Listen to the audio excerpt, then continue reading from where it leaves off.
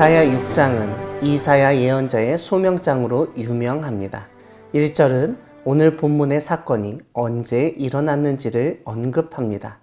우시야 왕이 죽던 해라고 언급하는데 그가 죽던 해는 이스라엘 역사 기록 연구에 의하면 주전 740년경으로 추정됩니다. 우시야 왕은 약 50년 동안 남유다 왕국을 다스린 왕이었습니다. 그는 남유다 왕국의 번영을 주도한 왕으로 평가받습니다. 통치 기간이 길수록 당연히 왕의 통치력은 강화되기 마련이기 때문에 강력한 왕권을 확립한 왕으로서도 알려져 있습니다. 그런 왕이 죽던 해라는 설명은 남유다의 번영과 강력한 왕권이 무너진 것을 의미한다고 볼 수 있습니다. 이런 위기의 순간에 이사야 예언자는 하나님이 주재하시는 회의를 보게 됩니다. 하나님의 높이 들린 보좌에 앉으시고 옷자락이 성전에 가득하였다고 묘사하고 있습니다. 하나님 옆에 스랍들이 모시고 섰다고도 알려줍니다. 날개가 6개 달린 스랍들이 거룩하다, 거룩하다, 거룩하다라는 찬양을 하였습니다.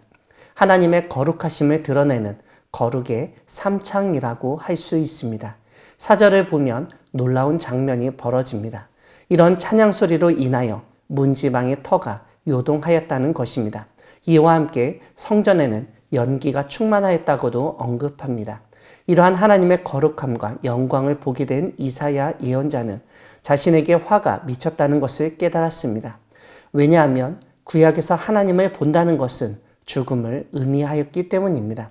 아마도 이사야는 자신이 하나님의 영광을 본 것도 큰 충격이었고 하나님의 거룩하심과 영광 속에서 자신의 존재가 압도당하는 느낌을 가졌기 때문에 다른 말을 할 수 없었을 것입니다. 이사야는 자신이 입술이 부정한 사람이면서 동시에 입술이 부정한 백성 중에 거주하면서 왕이신 만군의 여호와 하나님을 배웠기 때문에 망하게 되었다고 말했습니다.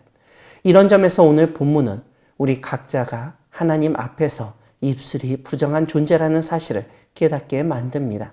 이렇게 자신이 망하게 되었다고, 화가 되었다고 탄식하고 있는 이사야에게 하나님 보좌 옆에서 모시고 섰던 스랍 중 하나가 어떤 행동을 합니다. 다름 아니라 부젓가락으로 제단에서 집은 바 핀 숯을 손에 가지고 이사야에게 날아왔습니다. 놀라운 것은 스랍이 핀 숯을 손에 들었다는 것입니다. 스랍이 이사야의 입술에 핀 숯을 대면서 이것이 내 입에 닿았으니 내 악이 제하여졌고 내 죄가 사하여졌느니라 라고 선언합니다. 여기서 우리는 스랍의 행동이 이사야의 허물, 부정을 사하시는 하나님의 상징적 행동임을 깨닫게 됩니다. 8절은 이렇게 하나님이 망하게 되었다고 생각한 이사야 예언자의 죄를 사해 주시고 구원해 주신 이후에 일어난 일을 알려줍니다. 하나님이 친히 말씀하시는 소리를 들었다는 것입니다. 하나님은 내가 누구를 보내며 누가 우리를 위하여 가겠는가 라고 말씀하셨습니다. 그런 하나님의 말씀을 듣고 이사야는 자신이 지원합니다. 내가 여기 있나이다. 나를 보내소서라고 외쳤습니다. 9절을 보면 하나님은 그런 이사야에게 유다 백성에게 가서 전할 말씀을 맡기십니다. 그런데 이사야가 전할 말씀은 무엇보다 유다 사람들이 하나님의 말씀을 거부하여 겪게 될 일이었습니다. 사랑하는 광야교회 성도 여러분, 하나님은 위기의 순간에 사람을 부르시고 일을 맡기시는 분이십니다. 앞에서 말씀드린 것처럼 오늘 살펴보는 이사야 6장은 이사야 소명장으로 알려져 있습니다. 하나님이 이사야를 부르시고 일을 맡기신 사실을 알려주는 본문입니다. 능력 있고 강력하였던 남유다의 우시야 왕이 죽게 되었고 나라의 구군은 기울고 위기에 직면하게 되었습니다. 이러한 때에 하나님은 이사야를 부르셔서 예루살렘과 유다에 대한 하나님의 계획을 실행하십니다.